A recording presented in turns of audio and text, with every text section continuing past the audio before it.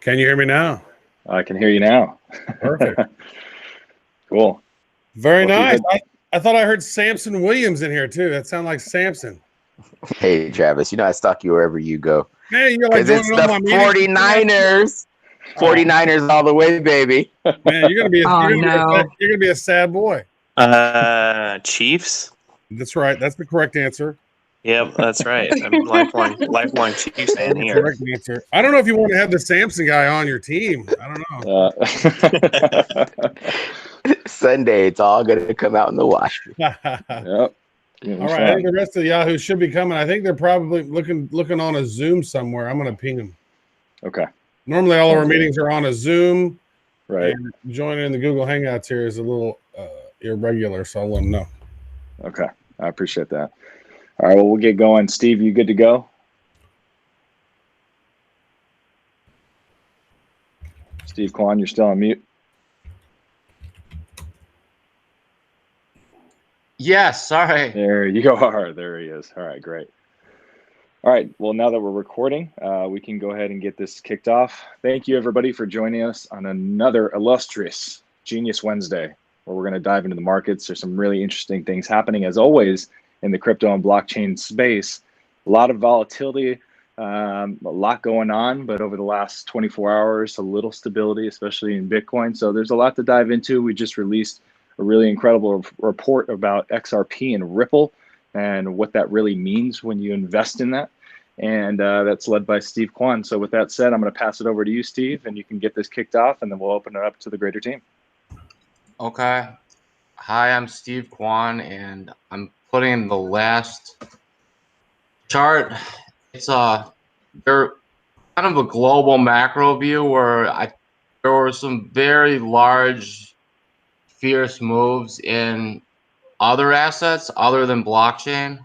So I'm gonna actually spend a little bit of time on those, and let me share the screen. Let's see, screen share. Tires.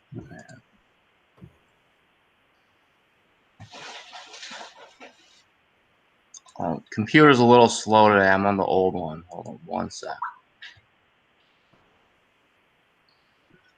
It looks like it's coming through. Okay, can you see it? Yep. Now, okay. All right, so I'm not gonna start with blockchain and such. I'll start with probably the most widely watched market in the US. And there was a pretty nasty sell-off, but in the S&P and all equities. So as you can see here, a gap down of 1% on the open. People get a little nervous, but it's since calmed down a bit. But when something goes up 14 out of 15 days, then people get more complacent, volatility goes lower, people sell options, and then the littlest pebble in the proverbial pond causes big ripples. So let's take a look at other things. So there's the S&P, but no, this is the S&P over 3 months. So he who bought any other time but the past 2 weeks, still doing fine, but just to show some perspective, or 6 months rather.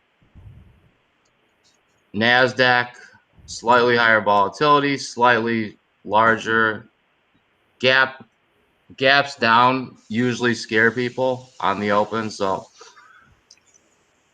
let's think, what else do we usually look at? Well, oh, look at that. Well, here's the dollar yuan. You can see as this started to take off, what happened? Equity started to get crushed. Now, here's how the yuan looks over 6 months, though. It's been, I'm sorry, I showed the one in dollar yuan, so you can see this is 1 week. So there's so many people betting this way. This little tiny ripple caused the S&P to drop through 2.5, 3, 4% in 48 hours. So you see what leverage does and how a little tiny move where it was here, but there's so many people that get overexcited at tops and bottoms. And this is a far, far, far bigger market than any blockchain by far. Currencies are, I guess, national currencies. So this is something to watch, and you'll see all the correlations. They're fairly. So this is crude oil. Crude oil is now the 501 stock on the S&P 500. No, I'm kidding. But you can see here that here's crude over a week. And when you start to hear the term risk on, risk off, well, being short, Bitcoin's a risk. Being long, it's a risk. So that risk on, risk off means nothing. Yeah. Here's S&P over a week. And here is. Hey, Steve, you're cutting out a little bit. Oh, and here's crude oil over a week. So you can see the large correlation. Here's crude. This was people getting too bullish, too late on the nervousness in the Middle East. Remember a couple weeks ago when we talked about that? And that was the reason why this and that and that. So moving on. Oops, that chart should have been up a little. Now, what I've said many times was the yuan and LIBOR have been the drivers. And here's what Eurodollars did.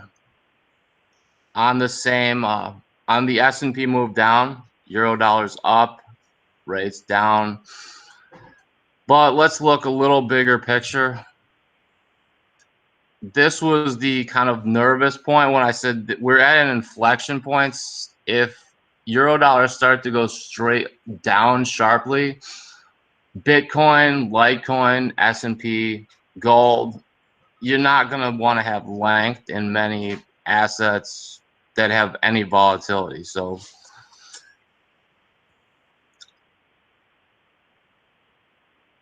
and here's Eurodollars over 6 months. You can see that we're still right on this line. I'd still a very watchful eye on that.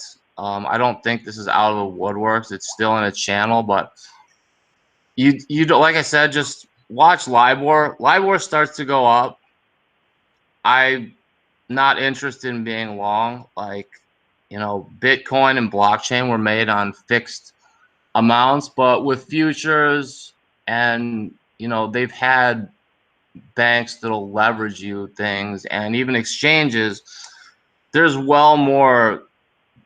probably 200 million Bitcoins worth of exposure in the market, at least, like right now. So that gives you an idea of what moves, of how much needs to get in or out. So the actual cash prices sometimes are the drivers, but most of the time it's derivatives that are, you know, bank to bank or high net to bank. Like, people want exposure to things.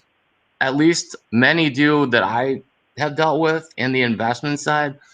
When they want gold, they buy gold futures. They're not running to the coin store buying 1 million gold coins. They're not buying.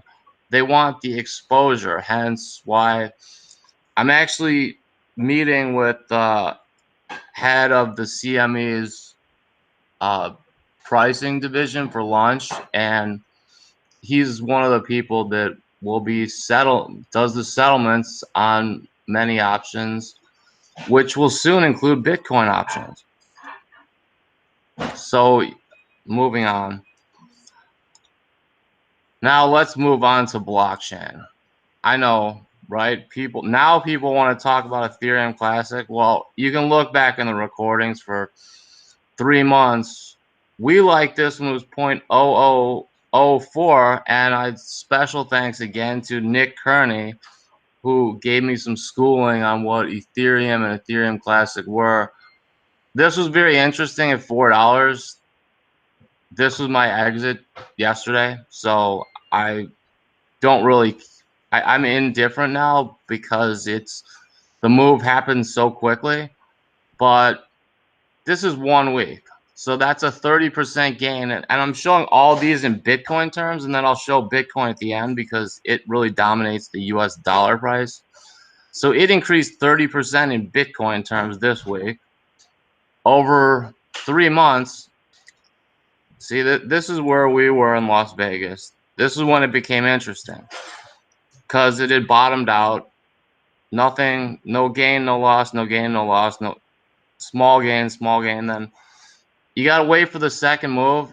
If it doesn't take this level out, then get out because that's just how things work. Doesn't mean it can't go higher later, but as an investment portion, that's a fairly good area, in my opinion. Let's look at the second leader. For some reason, I can't pull up Bitcoin Satoshi Vision charts. I don't really trade it or have any positions in it, so this did well, but again, this is kind of topping out right along the same high. Double tops, where the second time it doesn't make a new high, are usually indicative of good exit prices for those that just want to take some profit, add some Bitcoin, add some cash, and just be on the sideline for a second. Like if it's here, that means you've won something. And I've never known anybody to go broke taking a little bit off the table. So that's been also a leader that we noticed, and that was at 0.027. Again, here's 3 months.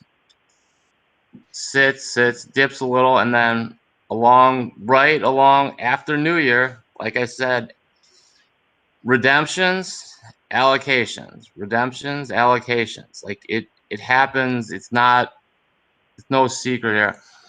Another leader had been Dash, and again, you can see, so this is the third leader, but it's not even close to its high, so people get excited. I'm not really long any of those anymore. I exited all of them as a trade and just moved. I can't believe it, but I moved quite a bit back to Bitcoin and then just took some actual dollars off the table since both appreciated. Now, again, here's 6 month Dash. So 800,000 Satoshi, dips down. Wow, the low is made on December 31st. Wasn't I talking about the allocation redemption thing that happens every year, or at least, I don't know, 14 out of the past 15 years? It's worked for me in other assets, so I didn't see a reason why to not bring it here. And again, people told me, oh, well, nothing happened. I go, okay, well, it's been 3 days in the year, then get out. And they were not patient, didn't lose. And when people are impatient, that's usually when things happen. So you can see Dash from 600,000 Satoshi to 160. It's not taking that out. I'm not saying that Dash can't go up. Don't know. Don't have an opinion at this point. But again, that's an interesting thing. I'll touch on Dash real quick. That's an organization. If the Dash organization makes money, they have a business, you as a Dash coin owner are entitled to zero of that. There might be a belief that you are, but you don't own equity. You don't own debt. You own a cryptocurrency, a piece of a blockchain. But I will say, in the much maligned masternode space, in a masternode network, you do own a portion of the network. Now, in something like, I'll close on that statement, the report or the notes I wrote down about Ripple. Okay, so here's Litecoin. Again, this has been definitely an underperformer. Did not take out the high, and today drifts lower again. And you can see Litecoin, and the next will be Ether. Those are kind of, I guess, Ethereum, Litecoin, and Bitcoin have always been as good as cash to me because they were the first ones on Coinbase. And it seems that the old guard is struggling compared to, I'll call it the newer guard, like Ether Classic and Bitcoin Cash, to get those new investment dollars, as they've underperformed. But again, here's your bottom area. I am long Litecoin, and I just believe in it, so I would be looking for a higher kind of grind. I think I'm very confident that the low in Bitcoin terms is in. Obviously, Bitcoin dominates, so that's 1 week, but that's 3 months. So we'll go. I'll just highlight that again. 3-month Litecoin, not even near the high. 1 week, didn't take out this high again. So moving on to Ethereum. It's actually not up this week, which is not usually a good sign. When the majority of things in an asset class are going up and your asset's not, what do you think happens when the asset class goes down? And I'm talking about how, I guess, the alts versus Bitcoin. As you can see, all these charts I've shown are ETC, BTC, BCH, BTC. Now we'll move on to Ethereum. You can see this is bottoming, but I own a few, but it's more of just a hold. I'm not expecting a ton out of it. Here's a 6-month chart. You can see it's stuck in its range. People get excited over 2,300,000 Satoshi, and here, when I hear Ethereum's going to 0, I'll tell you, that's whenever you hear something's going to 0 or Bitcoin's going to 100 or it's a scam, that's usually a good time to buy. When the Twitter sphere tells me, when you see it's going to 1,000,000, I don't think so. I don't think that's happening anytime. Maybe, but that's not something I'm betting on. Now, what happens since all these are derivatives of Bitcoin, it was the first, the engine moves up and the price in Bitcoin moves up, well, you get the type of Ethereum Classic moves where Bitcoin up 12% and then something moving and gaining 30%. Well, this high needs to be taken out. Otherwise, it's just still in this range.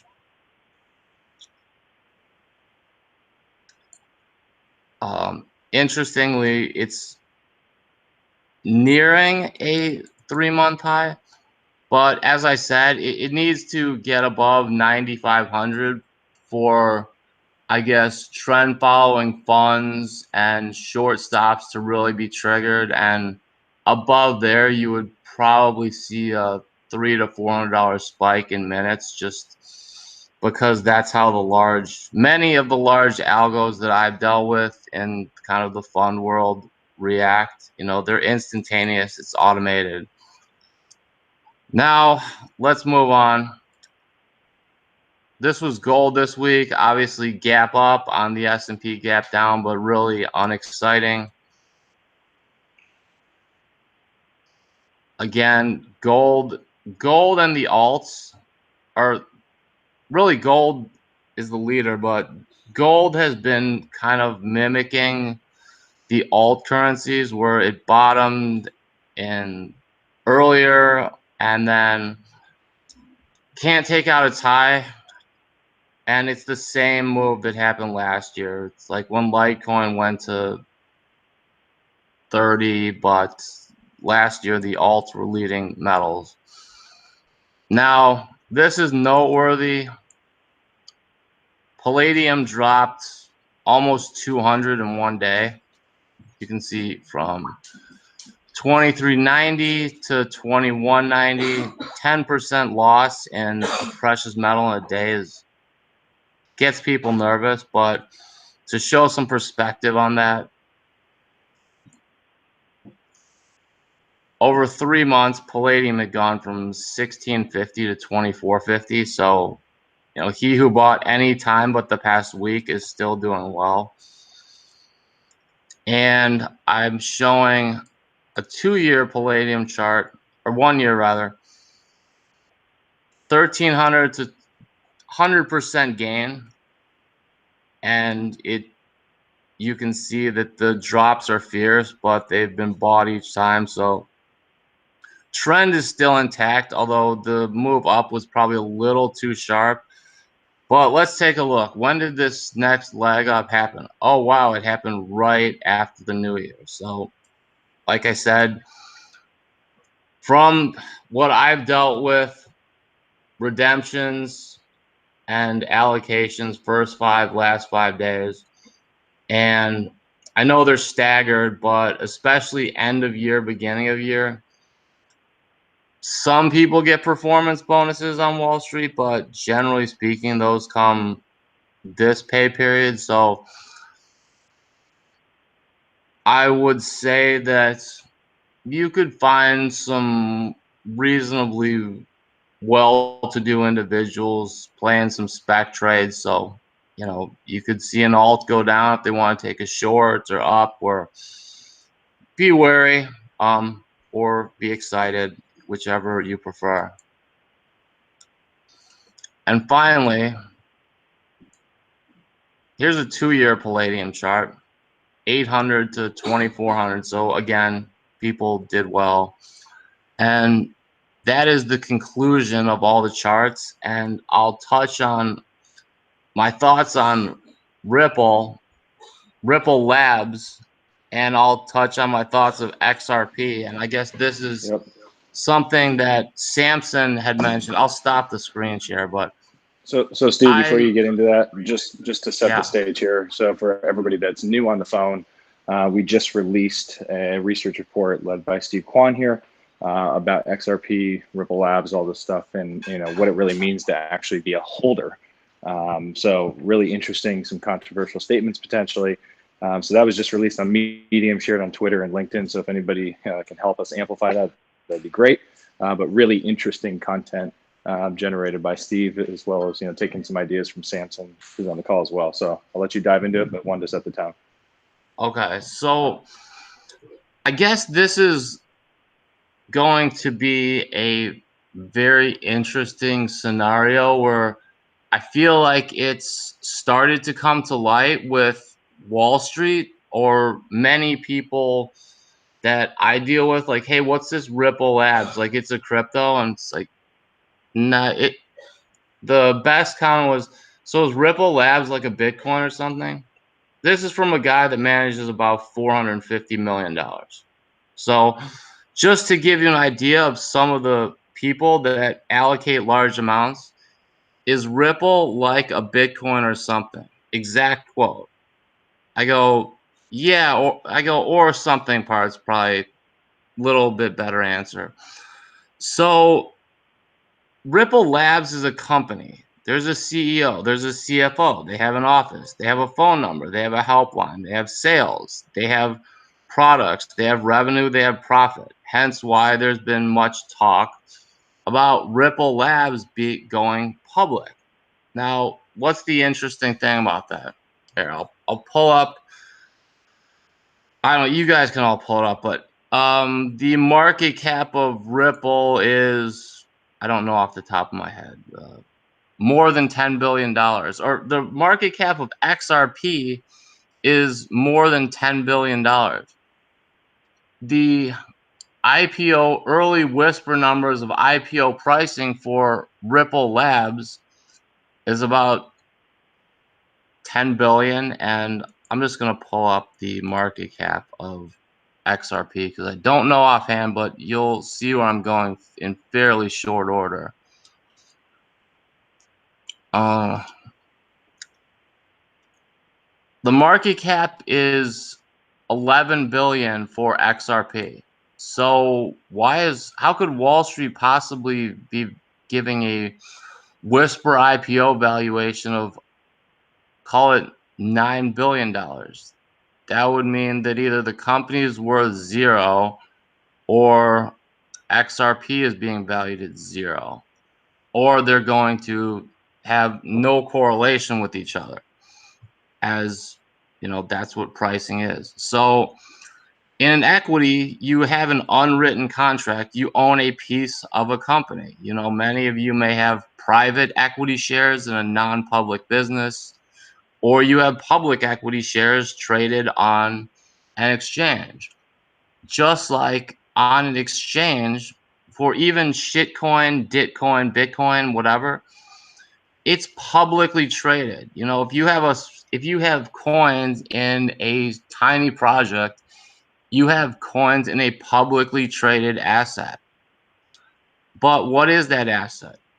It's on a blockchain. It's a string of alphanumeric numbers, which we give a value to, and a different kind of QR code, different ticker. You know, the alphanumeric numbers associated with a ticker called BTC seem to be worth significantly more than very similar numbers in other coins. Why? Because there's a market. That's what I've said for a long time. What do people like about Bitcoin? Different things, but it's the liquidity portion that people want. That's the use case of Bitcoin. You can drop $100 million. You can get out, you can get in, and there's someone that will take the other side 24 hours a day.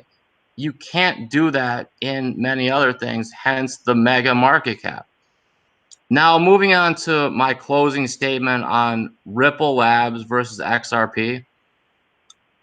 In short order, people will either see a sharp move down in XRP simply because you don't own any portion of Ripple Labs. You own a token that moves on their blockchain.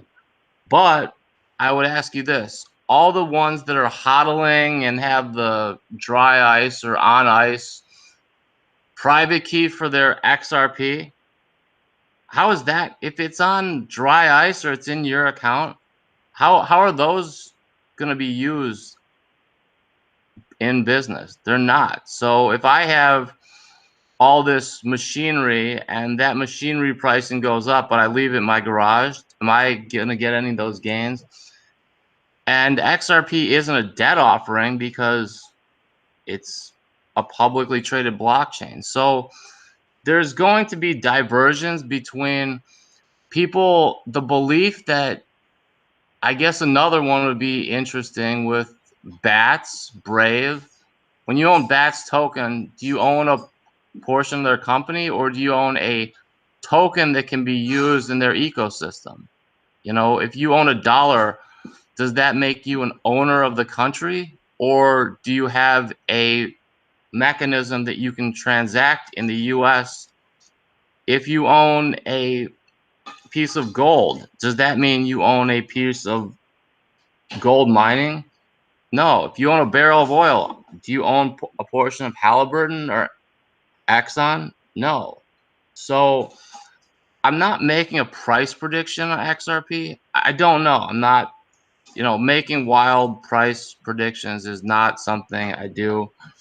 But I would just bring this to people's attention that when you're buying a coin, token, etc., in something because you like the business, that's one thing. But you best hope that that business is going to be having massive turnover on those tokens, and you'd want to see some sort of volumes like that at Tether where they're turning over more than 1x the float. I think Tether traded 36 billion one day this week.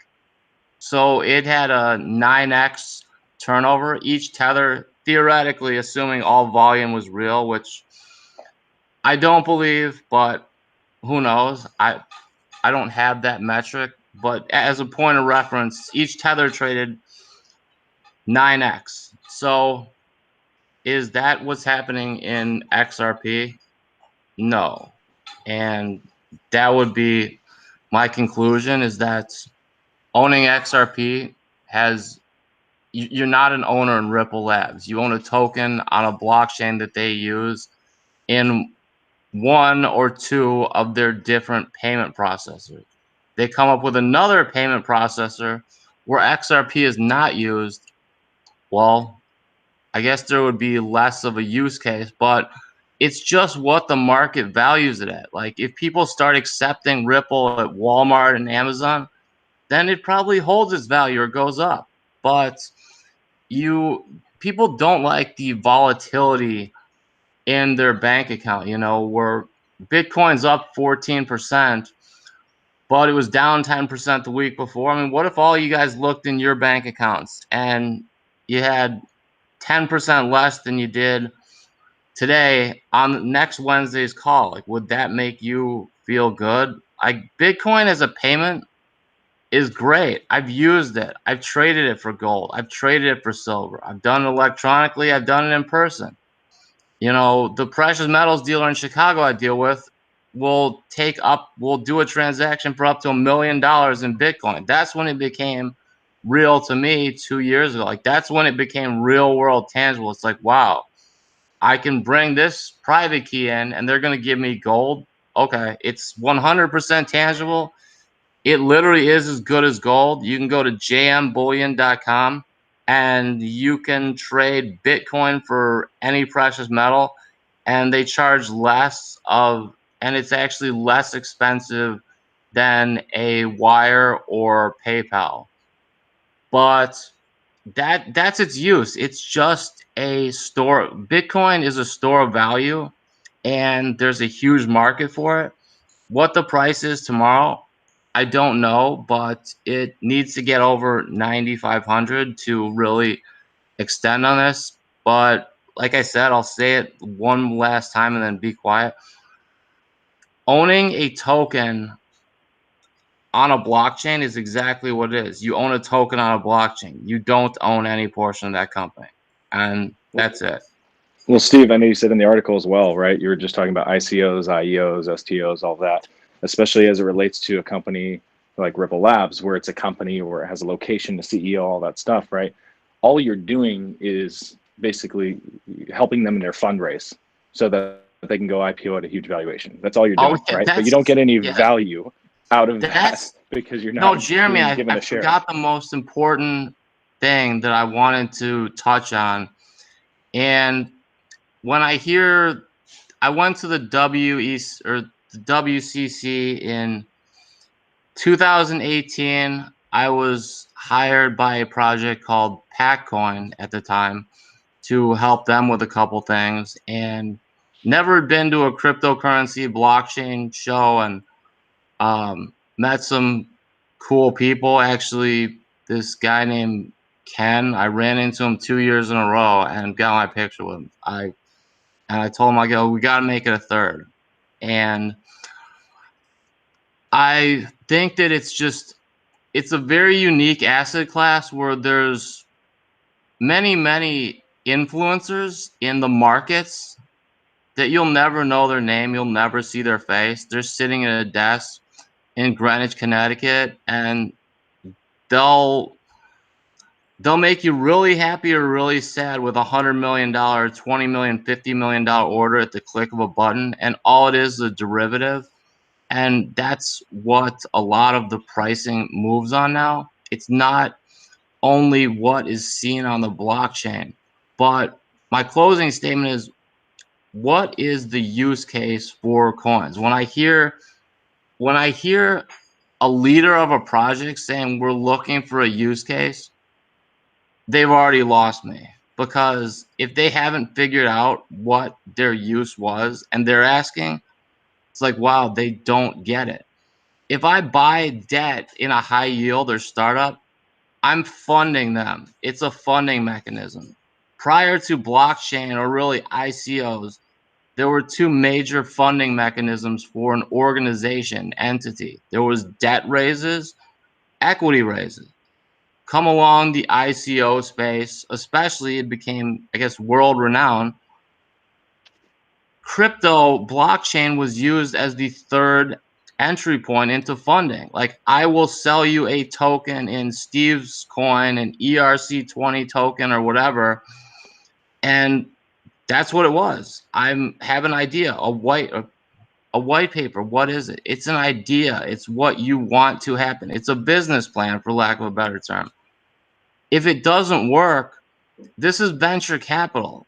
70% of venture capital investments end with a 90% loss or greater, and about 1% end up with 1,000% gain or greater.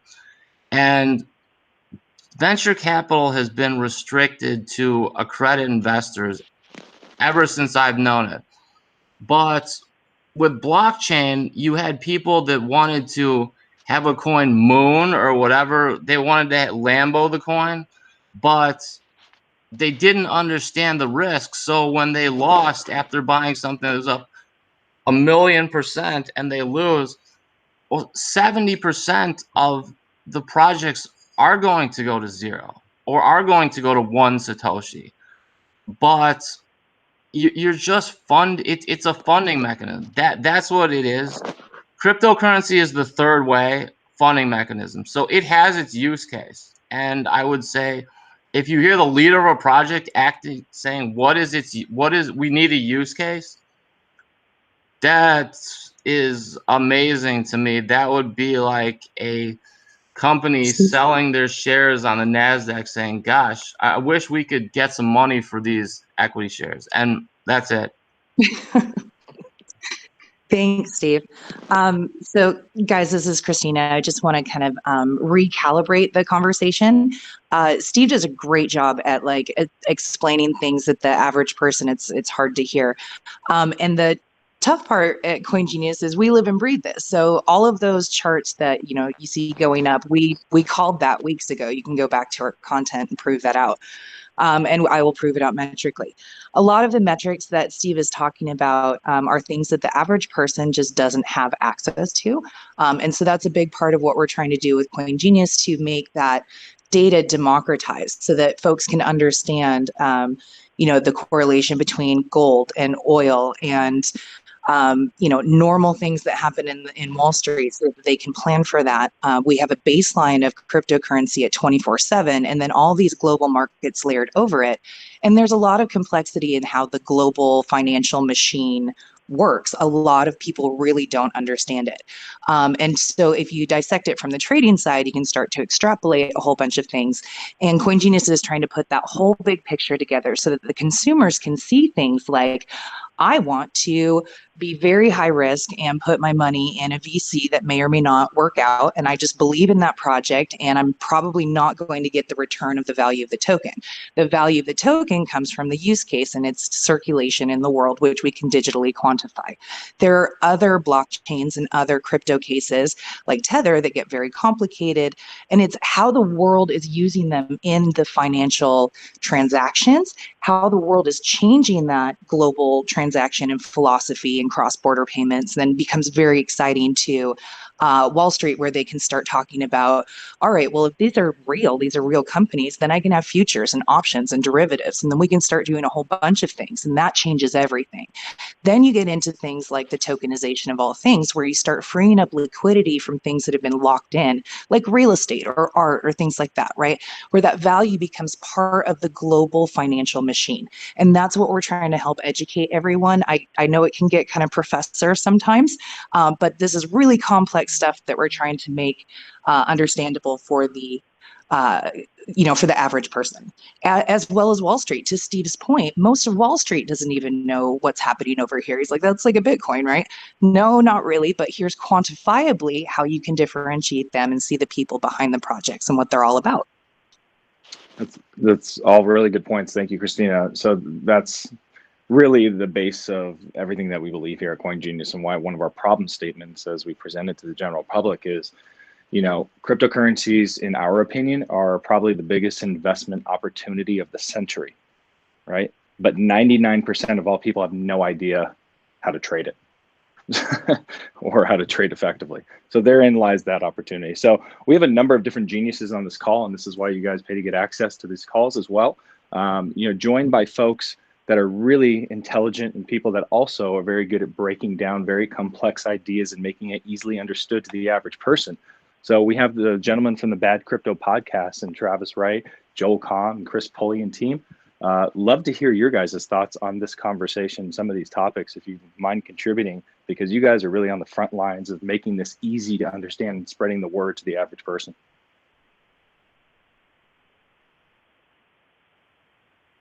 Joel here. I'm just listening and taking it in, honestly. I appreciate Steve's input and insights, and I think he's spot on when he talks about we're not buying shares of a company.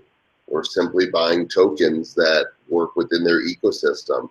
And I think that's probably one of the mistakes that people made during the ICO craze, is they thought they were buying shares of something. I mean, we knew we weren't, but I think a lot of people did, right? Because that's the model they're used to, is you buy stock, you own a share.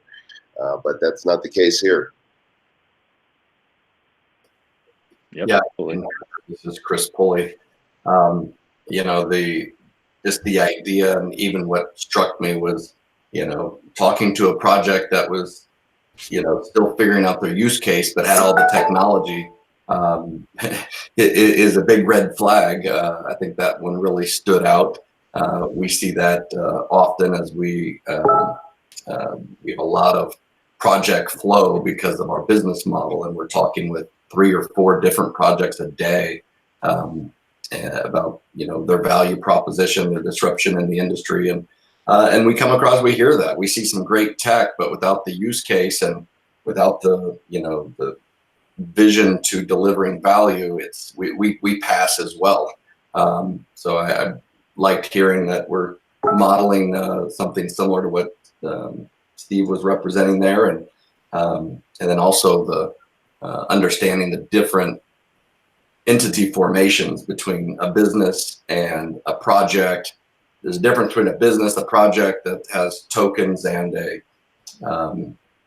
a community, and something with equity. So that's an area actually I want to understand more, as we're recognizing a lot of tokens and projects have an investable business, a token division of the business, and how all those relate, so that we can make better decisions for ourselves from an investment standpoint, and also a business standpoint. So this has all been great information. Cool. So I have a question for pretty much everybody, and Samson, I'd love to hear your thoughts, as well as I believe Tim Hesselsweet's on, one of our quants. And as we were talking about XRP, the real question is, what is the speculation around somebody, obviously doing an ICO, you raise a ton of money, you get your market cap in excess of over $10 billion, and then you go to IPO the company, to which, whether or not you have equity in the company doesn't matter, right? Because a lot of people just don't have that education to understand that. But if you're a holder, do we think that because they IPO and they have a successful IPO at some point, is that going to impact the coin just on a speculatory basis, because people are just going to assume everything, the tide rises all boats? Or do we think, over the long term, that's going to be detrimental to this particular project? And I have a flip side before anyone answers. I also want to hear this. So I listened to Pomp's interview with Brad, the CEO over at Ripple Labs, and their use cases and what they're doing with global finance is incredibly interesting. So I don't think it's going anywhere. If anything, it will get more adoption. They actually have quantifiable metrics to say they're signing on average 2 new accounts every week. That shows mass adoption on a metric level, and I will absolutely be tracking that. But it's really important to dissect it from all angles. Samson, I know you have very specific thoughts around XRP and Ripple. How does that relate to this question and the overall conversation? Well, yeah. First, I think there will be some price fluctuation in Ripple because P.T. Barnum said it best. A new sucker is born every day. People will confuse the hype about the hype about Ripple with XRP. And I think Steve Kwan, he just knocked it out the park. He said, if you own $1, do you own a piece of the US? And I was like, oh man, Steve, you don't know how brilliant that is, because if you own Ripple, it's similar if you have a JP Morgan coin.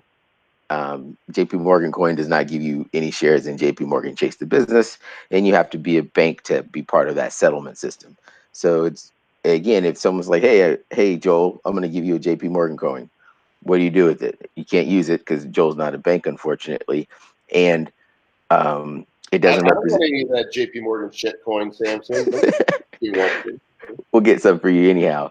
And so that's where it's like, oh, if you don't own $1, if you own $1, do you own a piece of the US? The answer is no. And so when we look at the Ripple, when we look at Ripple and XRP, I have a couple of bullet points. First, their IPO value of $90 billion. That's a result of WeWork.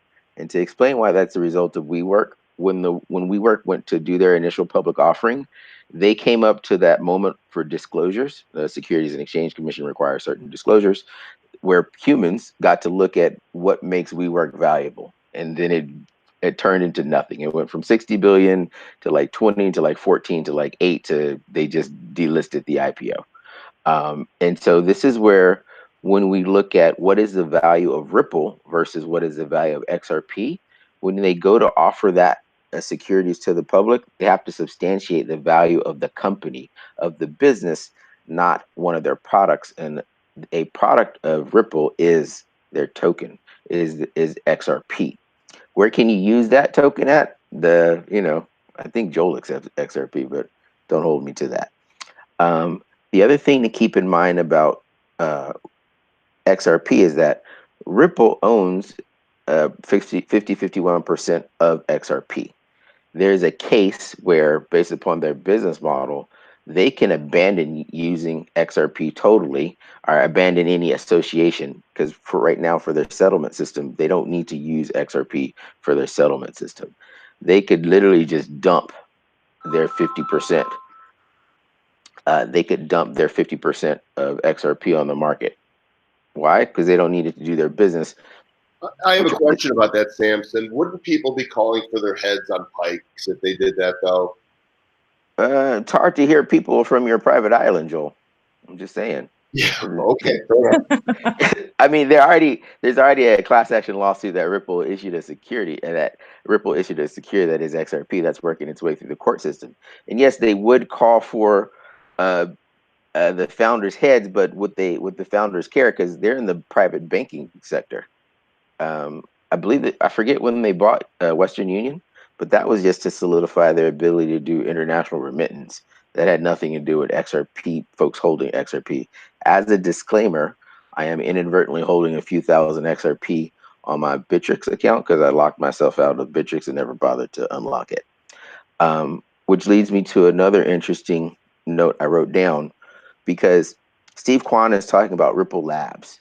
And I'm not sure if there's a difference between Ripple Labs, or I understand there's a difference between Ripple Labs and XRP, but I don't know if from a corporate structure or corporate entity, if Ripple is an entity by itself, Ripple Labs is its standalone entity, because that will really determine who owns what and who's going to actually IPO.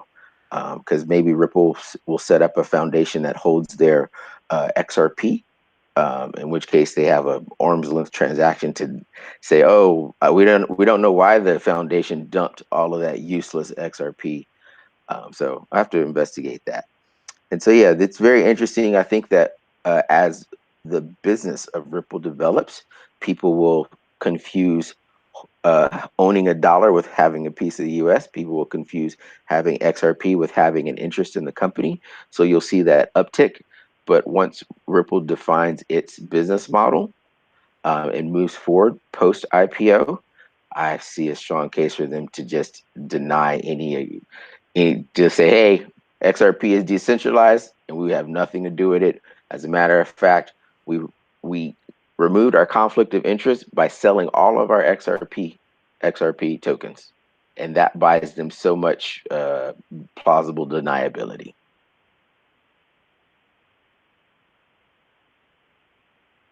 Well, that's terrifying. Thank you. You're welcome. Again, you got to think of when Wall Street comes in, how are they going to treat That's this why business? we pay you the big bucks. That's why we need you here, Samson. This is how the world of finance, the global financial machine works. And it is nothing to them to just drop the mic and walk away. It's nothing. We have to be able to be prepared to play the same game and look for those event triggers.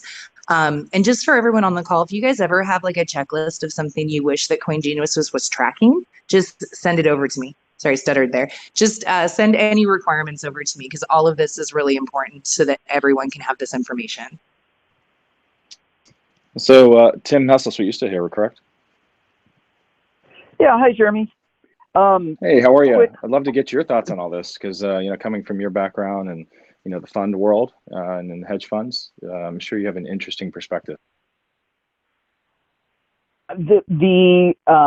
The question of what is the appropriate value of XRP is a really valuable question, and I don't have an answer to it.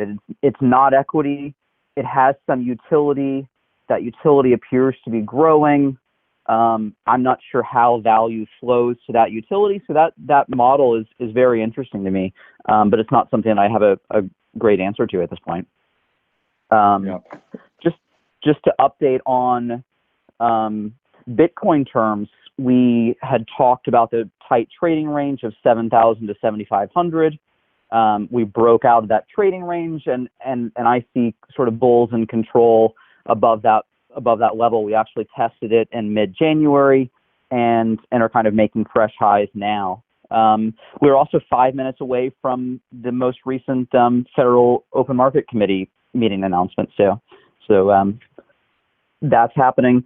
And behind the scenes, there's been a bunch of developments at CoinGenius in terms of our ability to model prices from different exchanges, BitMEX, for instance. So a lot of trading related things are going on behind the scenes. Yep, very cool. Can I have 30 seconds for two random things that I think will be impactful? Absolutely. Yeah, we have about 4 minutes and a hard stop. But yeah, go ahead. All right, this is Samson, everyone. Earlier this week or last week, Apple made a deal with Dave & Buster's that you get a 50% discount if you use Apple Pay at Dave & Buster's on their Power Card. So if you go to Dave & Buster's, you get a Power Card, you can play a bunch of video games. I think that is Apple's first move to say, hey, we're going to get into the esports, e-gaming from a very odd angle through Dave & Buster's, because Apple wants to eventually turn around and go to Fortnite and say, hey, we've already done this deal with Dave & Buster's so that Apple Pay users can use their Power Card. We want to get into the Fortnite business for V-Bucks. I'm calling this now because it's going to happen. I think that's going to be really big, and people aren't paying attention to that. My other thing that we're looking at is just the effect for the novel coronavirus that's happening in China and Asia. As China responds, quarantining, it's not China's quarantining millions of people. That can slow down the Chinese economy. When the Chinese economy slows down, the Chinese government may look at devaluing its currency, which will impact the recent Trump administration trade deal. And that will cause all manners of things to impact the market. So we're keeping track of the public health effects of the coronavirus and how that's going to play out in global markets. Yeah, that's a really interesting point, because we're seeing already the effects of that, obviously in China, and obviously the interconnectedness between China and the rest of the other world global economies. It's very interesting to see, and we're going to track all of that. In terms of pricing, especially as it relates to precious metals and different things that Steve tracks. I think, the macro side of things is more important than most people understand as it relates to cryptocurrency and the price fluctuations, but also create some of the biggest opportunities if you can time it right and you understand the effects and the interconnectedness of one asset class to another. So Steve, I'll give you the floor for maybe 60 seconds of final thoughts, and then we can wrap this up for today. Oh, okay. So I'll just reiterate some of the thoughts that I had, and it's that every cryptocurrency, like the whole space, excluding Bitcoin, really anything that was issued by an organization, IEO, IBO, IDO, IFO, whatever they are, those are funding mechanisms. Like, just by nature, it's an initial coin offering, initial exchange offering, initial blockchain. An offering by default is, I'm asking you for money for something I have for my organization to grow. I mean, there's no secret. Like, the name's telling you what it is. So organizations that gain, raise capital in that fashion, that's their use case. Beyond that, it's a business plan. White paper is a business plan for them, like their goal.